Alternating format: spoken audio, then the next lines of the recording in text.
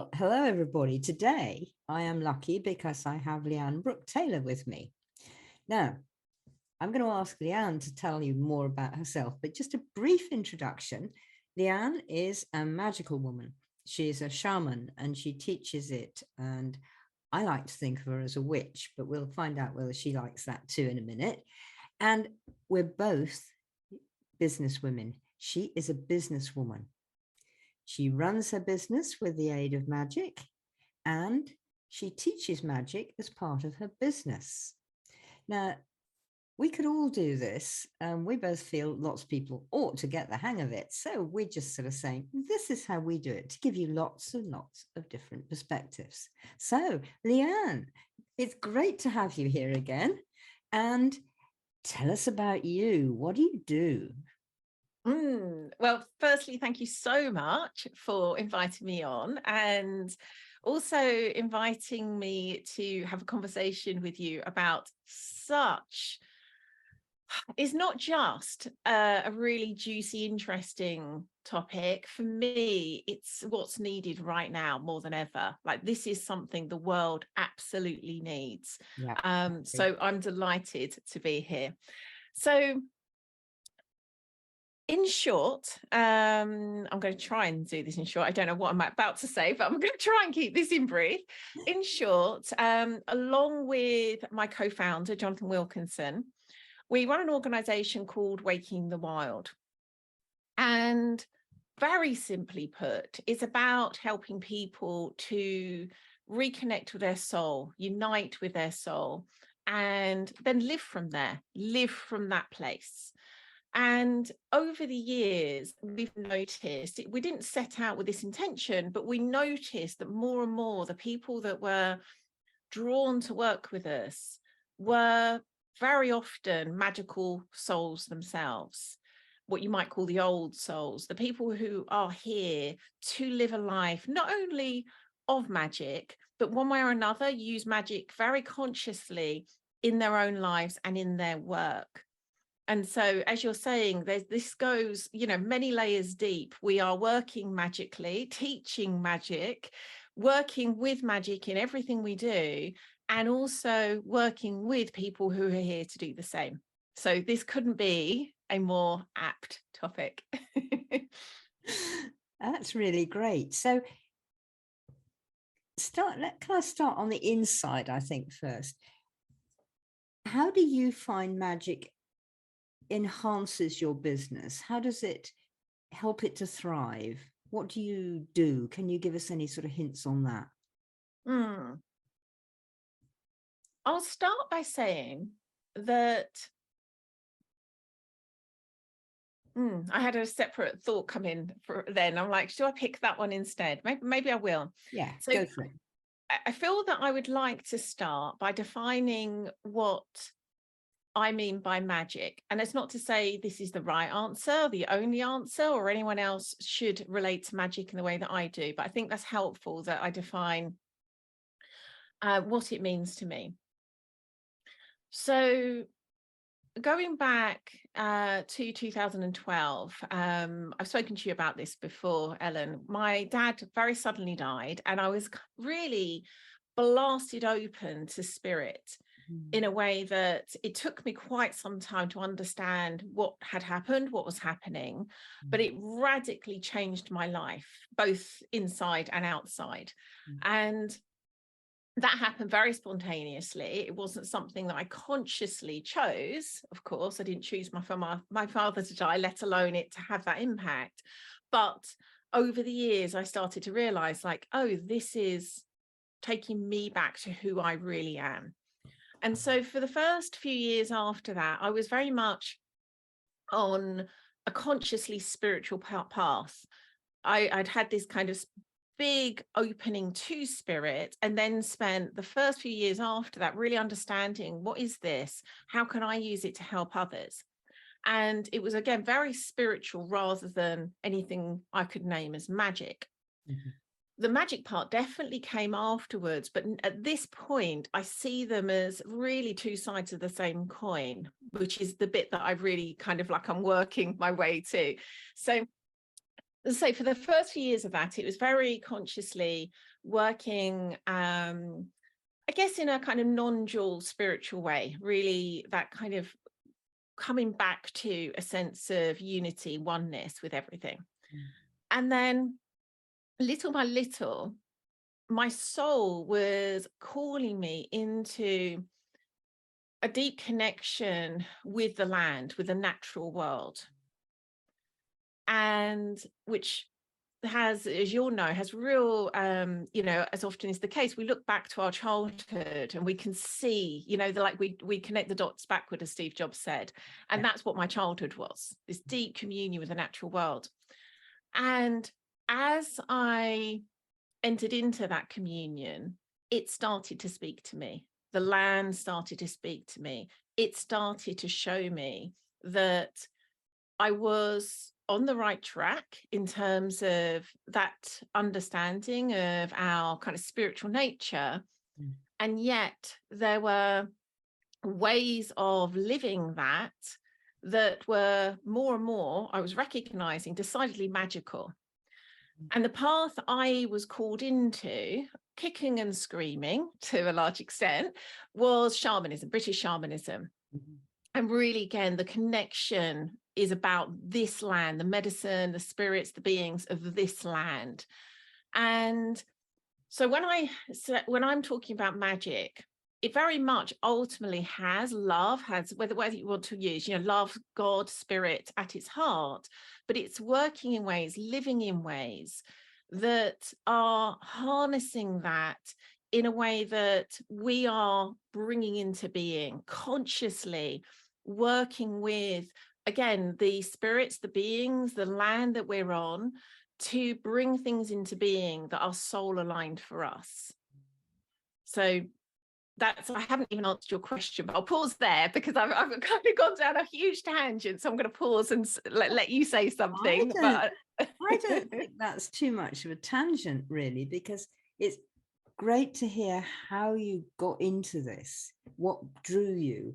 And while obviously the death of your father was a terrific loss, especially since it was so sudden, and yet it opened doors. And I think that opening of doors is so important for all of us. And that we don't, when something tragic and traumatic happens to us, that we don't just shut the door and say, never again, and sort of this kind of thing. We actually allow it to open up. And I think that's really important. And the other thing, which I was just really sort of struck me now, like you, I work with the land. I am part of the land. It's really part of me. And like you, it leads me places and it shows me things, and being connected with nature.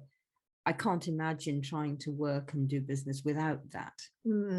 Certainly not now.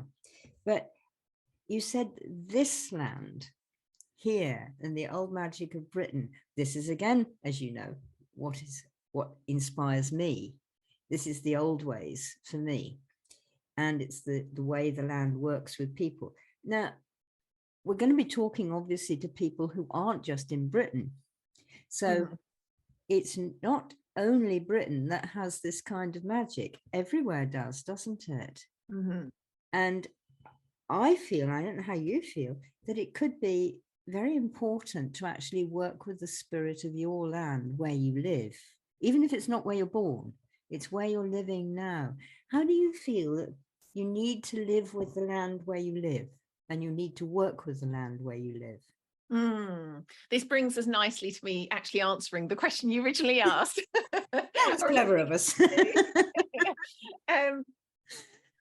So absolutely, yes. I love that you picked up on me saying this land, because that for me is vital. I think there's a reason that there's been this real kind of craze really around things like shamanism and teacher plants. I think there's a deeper pattern at play here. I do too. And I still think it's really important that instead of thinking therefore we need to adopt the traditions, cultures of people who are working on another land, is we can act, as you know, my own shamanic lineage, which is wholeheartedly British is very intertwined with a Mexican indigenous lineage of teachers, which again, we have been so fortunate that they've been generous enough to teach us some of the kind of important, I guess you could say almost like first principles of working in certain ways. But if we were to just wholesale adopt them without that relationship to our land, our ancestors, it would be really lacking the heart of what's, how this actually all works. And so again, coming back to what you asked there, for each of us, like, I'm biased, I do think the British land has a certain kind of magic, and I say that partly tongue in cheek, but I also do feel that right now, whether or not we have the opportunity to get into that in this conversation, I don't know. But I think right now, there is something very important about us reclaiming the magic of this British land. I agree with you there. Its position in the world, its kind of juxtaposition of East and West. I think there's something very important about the magic of this land being reclaimed right now. But that's not at all to say that it's kind of more magical, or it's, what we're talking about here doesn't apply to anyone wherever they live. It absolutely applies to everyone. And Waking the Wild students literally live like almost everywhere. We've had people from Kenya, Australia, Pakistan, America, all over Europe. And ultimately what we're talking about, it's the exact same thing. It's about the connection to the land you're on. There is definitely power also in the land that you were born on, particularly if that's where your sort of ancestral roots are and where your ancestors' bones are actually laying. But really, I don't think there's a substitute for whatever land you are living in, connecting with that being your community of the land and all the beings upon it. That's the part that I think is absolutely non-negotiable. I totally agree with you. And some of my clients at the moment, and I've got one man who lives in Spain, and he's also traveled and spent a lot of time in New Zealand. And while he was there, like, years, not just a few months. And while he was there, he went deep in with the native people and with the native traditions and learned them and understood them. And while he was there, they made such a difference to him. And he's now in Spain. And just the other day, we were actually talking about the Basque region, which I know. I don't know Spain very well, but I know the Basque region very well. And the magic there, of course, is incredible. And I've studied it a bit. And like you say, there are many, many, many parallels. And one that's coming to mind is the Lord of the Forest and the Lord of the Wild Things. And for them, it's the Bajuan, and who is a sort of bear-like hairy creature, but he is the guardian and the protector. And we have this in Britain. One of the names is the Woodwoes. And if you go into the old stories and not the Victorianized ones where they sort of make him into a horrid demon, you get back into the fact that he is a lord of the animals. He protects the animals, he protects the trees, he protects the land and the forest. And it's this sort of juxtaposition. I mean, I had an Italian student a while back, and she learned some of the old ways of Italy. And again, there was this parallel that there was a land guardian. And it goes further, and I know this does a bit for you, but I just want to lead into this, because we've just talked about masculine guardians. And what are they guarding? They're guarding the land. And the land, for me, and I think for you, is the goddess. So these are the kings, the guardians, who look after the land, who is the goddess. And if we can get that perspective on, instead of, the goddess is subservient to the king, I think that would change so much in life and business. But tell us about, because I know you're very close to the goddess, so tell us about that. What's occurring to me is actually to it feels as though that first question you asked me, it feels as though that's the golden thread, that, you know, how do we use this in our work, but also how do we help others use it Yes. in their work? Yes. And I feel like, you know, if I keep that golden thread and honor that throughout the conversation, we're going to have the conversation that we came to have. So when we're working with women, one of the early things that we'll be inviting them into, and this is obviously dependent on where they are in their kind of greater cycle of life, but if they're still menstruating, is to very consciously begin a relationship with their menstrual cycle. And that can be the first and most powerful reclamation a woman can make for that understanding who she really is. It can be one of the biggest portals to soul, but also to the feminine, to the land, to understanding who we are beyond the kind of conditioned narrative of our culture, that a woman's this, a woman's that.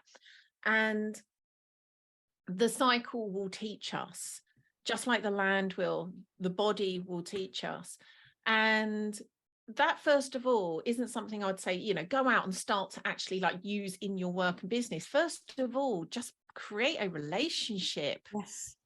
You know, really understand what is actually happening at each stage. I like to teach it in an archetypal way, where it's moving through different archetypes with different parts of the cycle.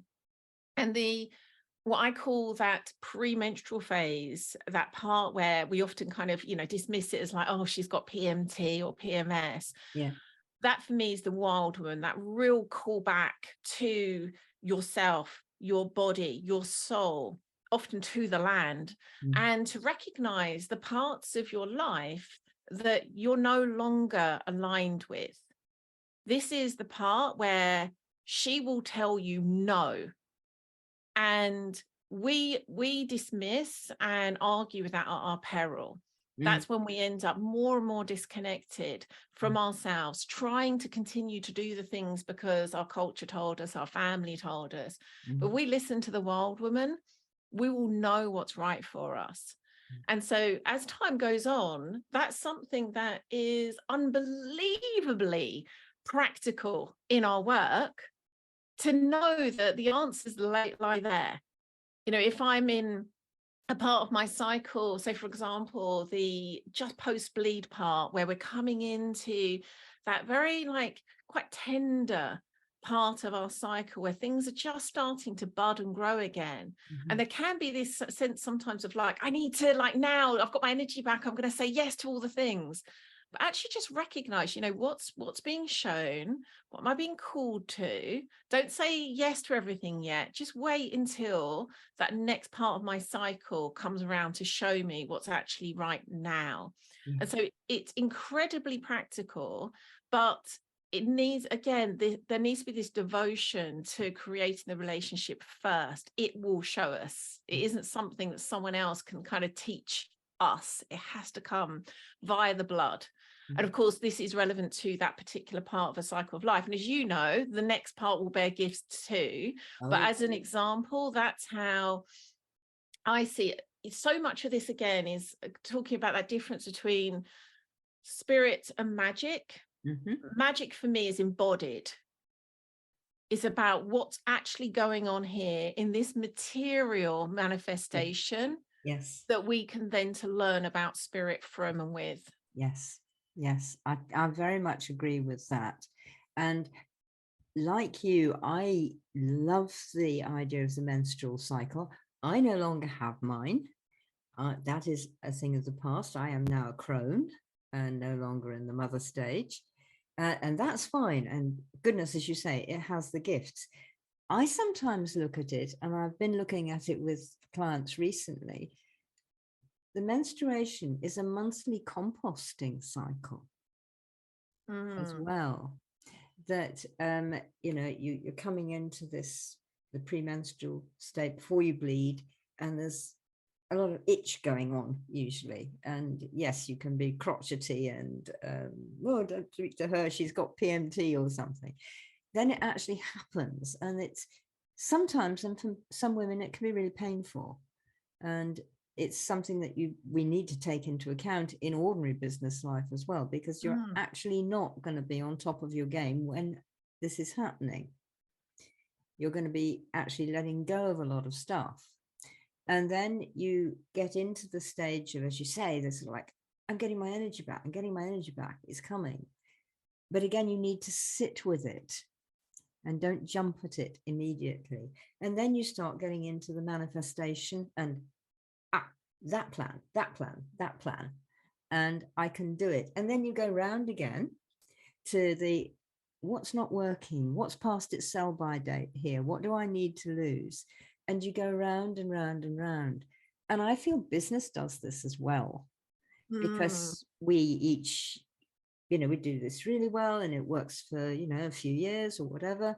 And then it's sort of like, and as the kids sort of say, oh, that's so yesterday, mum, And in that sense, that happens for your business as well. But I think getting into it as a woman, because we're lucky in that sense, we've got a real physical to get into. And while men do have this, it's really sort of back there in the background, whereas we've got it right in our faces. So when you work with women and they got the hang of this, do they also take this kind of idea into their work, their everyday work, whatever it is they do?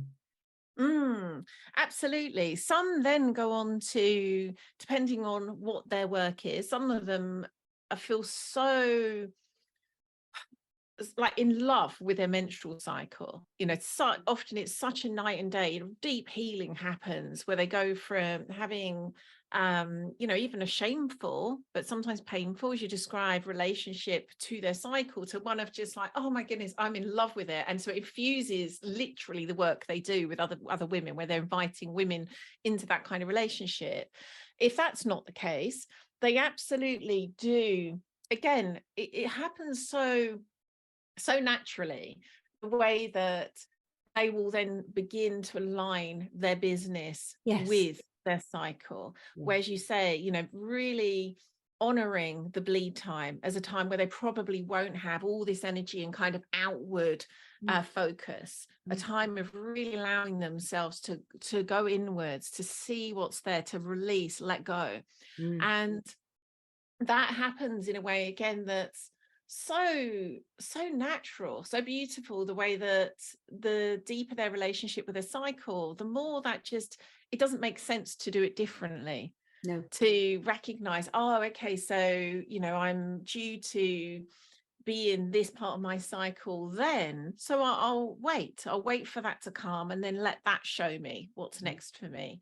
Again, it's can sound, before we've been in that, on that journey, it can sound a little bit fantastical, like, can it really make a difference? And at this point, it actually, I look back at my life, because I've been in business one way or another for decades, and I look back and I think, I don't honestly know how I managed to successfully be in business without this embodied gnosis of the cycle. That feels now ridiculous, that I can see how much it cost me in so many ways, trying to override that wisdom. So it for me is like, not just personally, but again, witnessing other women in that reclamation, it makes not just a kind of, beautiful, powerful, magical healing difference. Practically speaking, it means they're living lives that are right for them. They're doing work that's right for them in the way that's right for them. I completely agree with you that, and I also feel it's such a, like you said earlier, it's such a connection to the land, because the earth works in cycles and seasons. And, and she works with the moon in cycles and seasons, and the menstruation. Some women do seriously line up with the moon. Others don't line up so obviously, but it's still there. And when you live in tune with your surroundings, and that includes, the moon and the whole of Earth and the sun, of course, as well, because without any of those, we wouldn't be as we are. then I think it makes a whole difference to your business. And I was saying earlier that men don't have the in their face menstruation thing.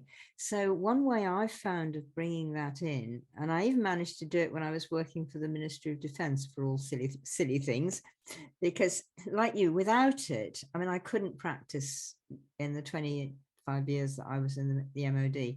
I couldn't practice as I do now, because there was sort of like, what's she doing? What the hell? For goodness sake, grow up, woman, etc. But there were ways of bringing it in sideways, which did work. And I actually used the moon, because actually, if you work with the moon cycle, and I know you do this as well, you are being in touch with big planetary energies that are going through these same 4 processes, new moon, full moon, third quarter, and old moon again. So you've got the whole cycle going round, and men can relate to that. And I know, because I know you and Jonathan, or particularly probably Jonathan, do have men's groups, but I found that men can actually, once you actually sort of say it's not, anti-macho to get into the moon, they start thinking, actually, I do feel different when it's the new moon. And it is different when it's the dark of the moon, and it's different at the full, and when the moon's dying in the 3/4, that's different too. And they find their business energy changes. Have you found that?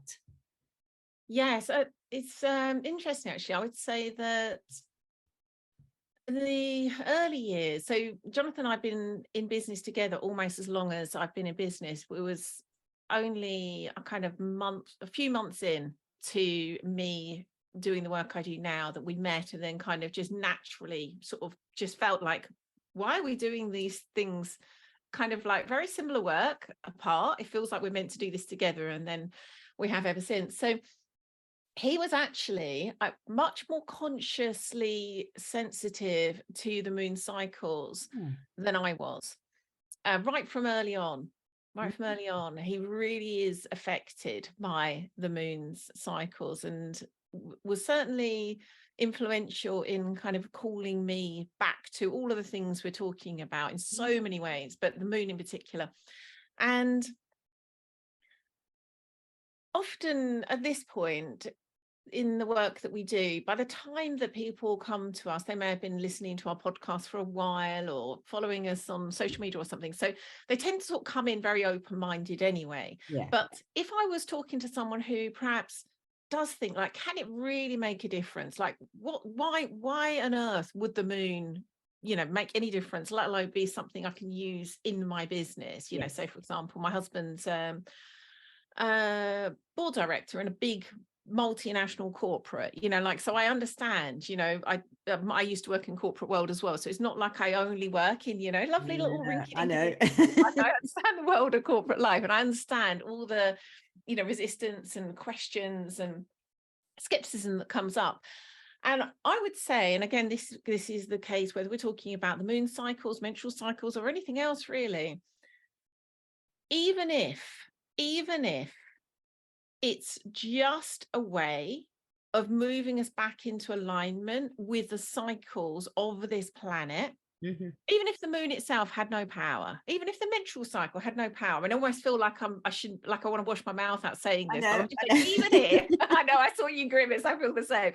Even if that were the case, let's just start on the hypothesis that even if it's just placebo, even if all it does is takes us back to living in a way that's actually in alignment with the way this, like, we can all see the seasons, we can know that at least, even if that's all that it does, it is teaching us to live in a way that is right for humans, that we've lived in this way, we've evolved in this way for like 90% of our time in this planet. Even if that's the only thing it does, it will be so valuable. But what I notice is, even if that's what it requires to open to that, like just as our hypothesis, we then get to experience it's no placebo. It's not just that. There is deep wisdom in all all of these things. Yeah. But if that's all that's required, just set out as an experiment, just try, just see what happens when you open to playing with this. Yeah. Yeah. And let your, learn yourself. Don't listen to me, don't listen to anyone. You see what you discover. Yeah, I found this, that was so funny because I was in charge of teams, quite often software development teams, when I was in the MOD, and working with teams, as you've been in corporate, you've got your team, you've got to lead them, but you've got to encourage them, you've got to help them, you've got to help them grow, all of this sort of stuff, if it's all going to work. And I could see the sort of moon cycle patterns happening in the team. I could see when, it was the time after, the new moon was coming, and everybody was sort of like, wow, and ideas were like pinging off everybody, almost to an extent we had to say, whoa, can we just sit down and just pick 2 or 3 of these, please? And then the full moon, and you'd pick 2 or 3, and the project would blossom, and you'd make these connections, and your new stuff would happen. And then they would be like, because you'd done it as the moon cycle went down. And then there was a whole, like, in the dark of the moon, it was all like there was a sort of cauldron bubbling and new ideas birthing up in this. So I got them, I sort of said, this is going to sound completely off the wall, guys, but I want us to play this game for a month and see what happens.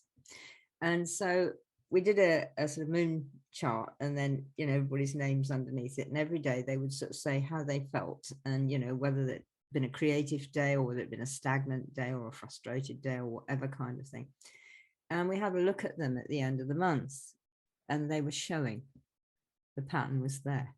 And so I said, well, okay, let's try actually using that. We're really creative at this time, so let's sort of get our project, on the ground and working in this time. And the dark time, well, let's have this sort of idea, let's use it for brainstorming new ideas and that kind of thing. And we did, and it worked. And they also said, oh, we need to tell the boss we've got to do this. So I thought, oh, thanks, guys. I love you too. I mean, you're turning up to this sort of senior civil servant and saying, hey, my team is going to work like this to the moon. I love that so much. Going, oh, really? I just want to go and sweep roads. I don't care anymore. But again, and I wanted to ask you about this, because I sort of thought, well, they want me to do this. I know it's a good idea. I really ought to learn how to sell this to the boss. And so I did what people call like meditations, or we would call journeys, with my otherworldly gang, and sort of said, help, how do I do this? And ideas came. And start off like this. If he bites that, take it to here. And I, in a week, I got a plan together. But again, I used otherworld and intuition, as well as my own instincts, and as well as my own head stuff and feelings. And how do you do this? I really love that you've asked this, because it's something that over time, I'm realizing that is one of the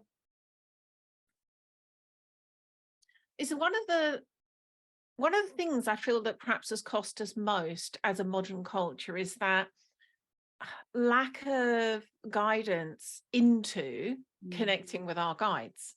Yes.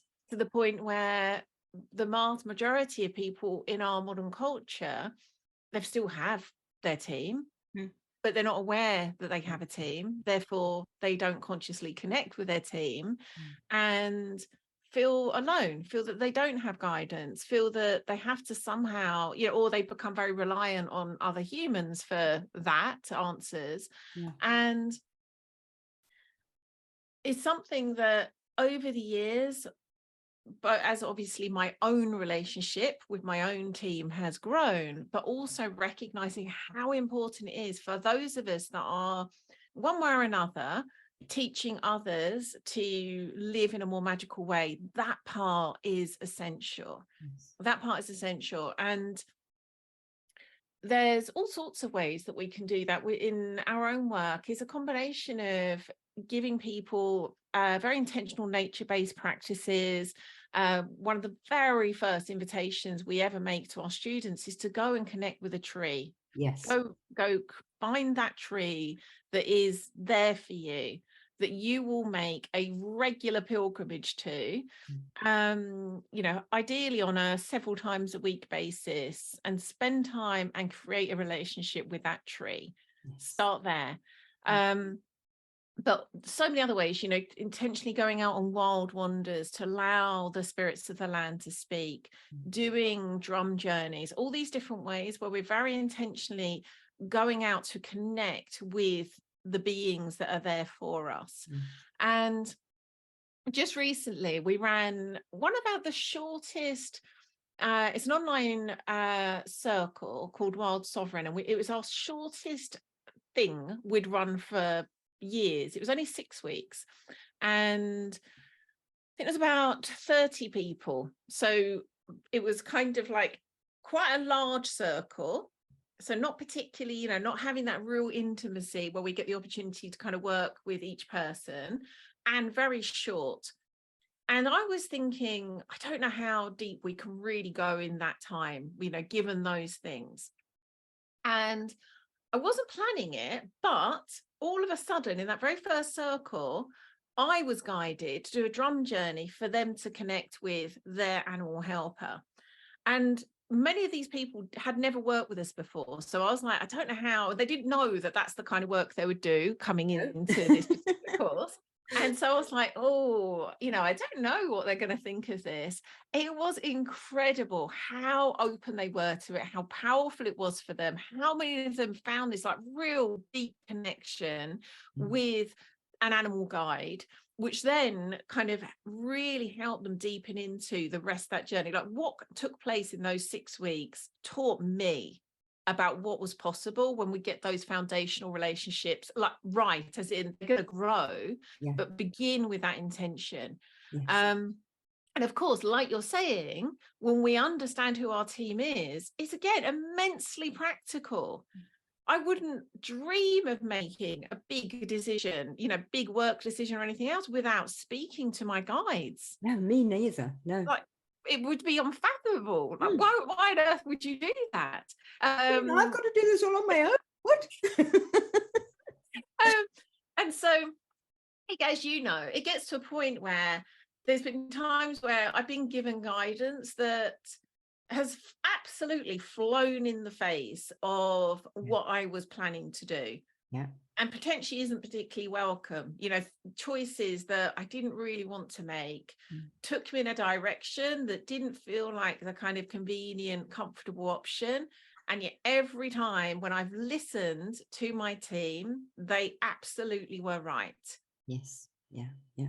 I completely agree. As you know, again, I've been through various stages, and 4 years ago, I actually got thrown out of the house I was living in and moved here, and was heartbroken. It was staggering. And yet it's actually moved all the work that I was doing into such a larger space and such bigger connections. And even like how I do it, like with your circle that you started, these people didn't know who you were really or anything or who each other was. And you started, we're going to go and meet our animal friends. And woof, and it all just took off and it went. And I love that. But of course, that's another sort of thing people have to learn, and we have to help them with, is that change is very often actually good, even if it feels damned uncomfortable at the time. And that it helps us to actually grow. And I want, it goes back to what we were saying about the different cycles. As we align with those cycles, they teach us everything about change, about letting go, about all the things that as humans we will resist Yeah. if we're not in alignment. You know, we'll want to keep things, you know, very linear, very much the same. I'll be okay, I'll be safe if I can just hold on to this. Yes. And the more we go back into that alignment with natural cycles, we learn, you know, it may not be easy, it may not be comfortable. We know the importance of the breaking down, the letting go, the release. Yeah. I mean, even in a simple thing, you know, we're getting a bit closer to autumn now. So the trees are just going to shed all those leaves, and they're all going to break down, and they're going to become earth for new growing and to support the trees and for little animals to eat and hide in and everything like that. And that couldn't happen if they stayed in, no, I don't want the trees to lose their leaves. They look so beautiful, you know, and well, they're still going to look beautiful then.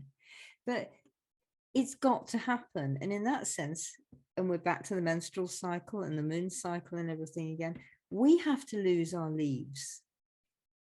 And as women, certainly when we're menstruating, we do that every month. And we lose our leaves and recreate and come back again.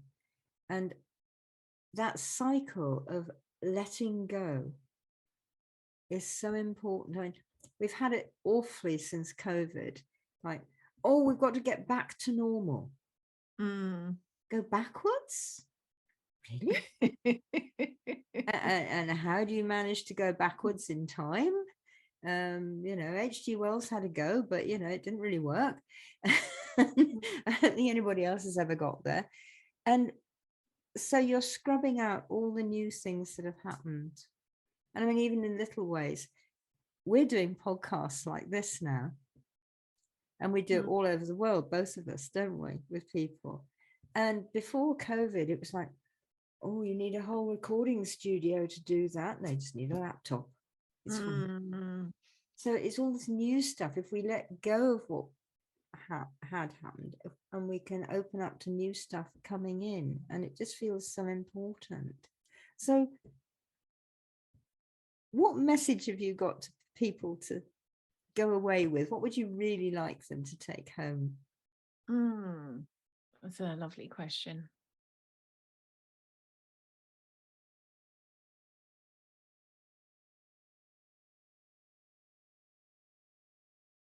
So coming back again to that golden thread, what feels really important to me is that whatever we're doing, however we're living, whatever we're doing for work,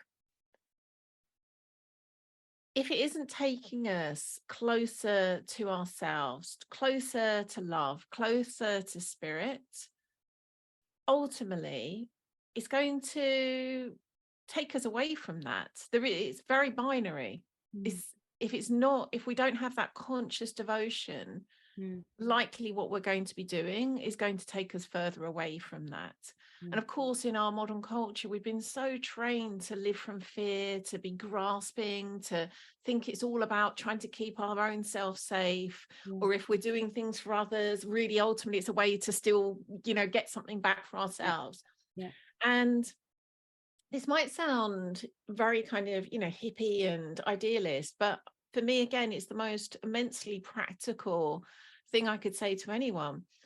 If your highest ideal, if your greatest value, if your deepest devotion is that coming back to who you really are, coming back to love, coming back to your union with everything, that will guide you. So yes, absolutely, use magic in your life, in your business, but not as a way to fuel further separation, to make yourself feel safe when you don't feel safe, to create success because it's the only way you think you're going to feel safe, but all of it to be in service of that deepest truth of who you are. I am so with you there. And what you just say really makes my heart sing.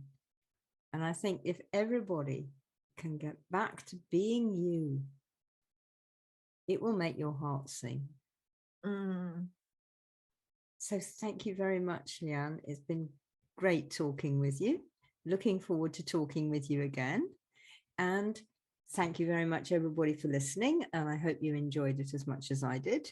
And if you want to find and connect with Lian, all of her stuff will be in the show notes, how to connect, what her website is, all of the social media links, all that will be in the show notes. Please get in touch. She's great. Thank you so much, Ellen. This has been delightful. I love what you and what you do. And thank you, everyone who's listened.